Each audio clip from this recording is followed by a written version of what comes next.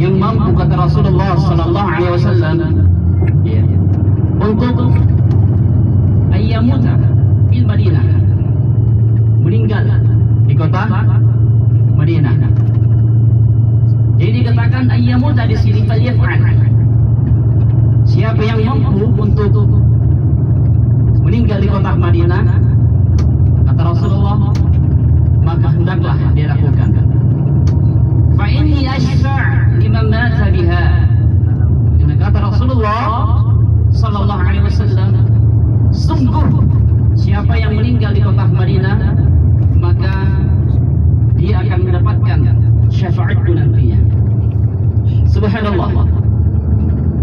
Syafaat Rasulullah itu ada dua.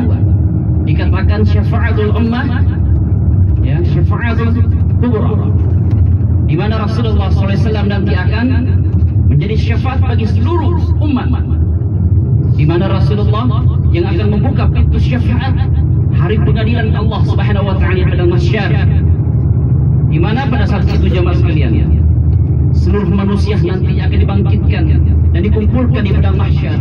Kita tahu padang mahsyar jemaah sekalian luar biasa panasnya, matahari hanya sejengkal dari atas kepala, hanya sejengkal dari atas kepala. Lantas seluruh manusia dikumpulkan di padang mahsyar, entah siapapun dia, manusia, laki-laki, perempuan, anak-anak, orang berada, orang miskin, orang kaya, orang memiliki kedudukan, pejabat dan lain-lainnya, maka semua dikumpulkan di padang mahsyar dalam keadaan tidak mempunyai busana. Mereka, kata Rasulullah SAW, akan dikumpulkan nanti di padang mahsyar dalam keadaan mereka tidak menggunakan busana. Aisyah radhiyallahu taala anha berkata, "Ya Rasulullah, kalau begitu dalam kondisi seperti demikian, apakah kami saling melihat pada saat itu?" Kata Rasulullah, "Tidak." Bayangkan kita dikumpulkan di padang mahsyar jemaah sekalian dengan kondisi tidak ada pakaian pun, sehelai benang pun di dalam tubuh kita. Kata Rasulullah SAW, Aisyah bertanya, "Apakah kami saling melihat ya Rasulullah?" "Tidak," kata Rasulullah. Kenapa? Karena pada saat itu mereka semua dalam keadaan panik dan kebingungan. Mereka ingin menunggu agar hisab dipercepat oleh Allah Subhanahu wa taala.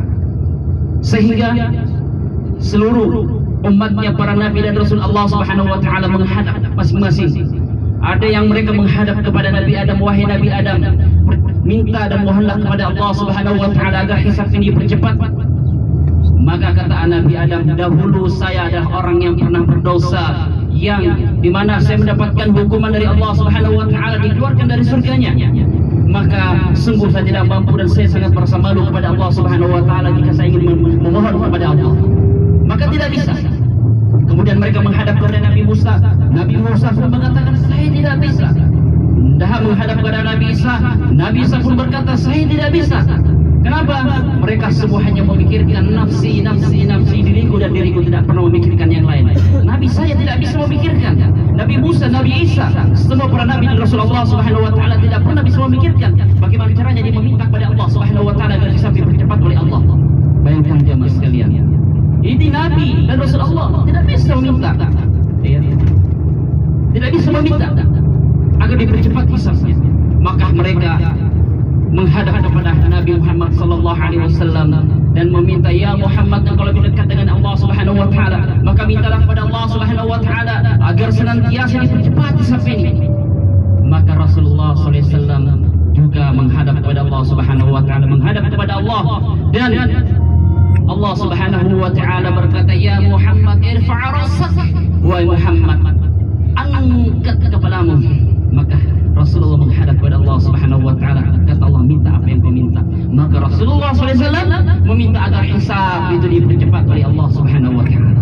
Hanya Nabi Muhammad SAW yang mampu membuka daripada kecepatan hisab tersebut. Karena itulah dikatakan salah satu syafaat dari Rasulullah SAW. Siapa yang meninggal di Madinah, yang menghendaki meninggal di Madinah, maka kata Rasulullah, "Falyaf'al," maka hendaklah engkau lakukan. "Fa inni ashfa' liman mata biha," karena sungguh nanti siapa yang meninggal di kota Madinah, maka kata Rasulullah SAW,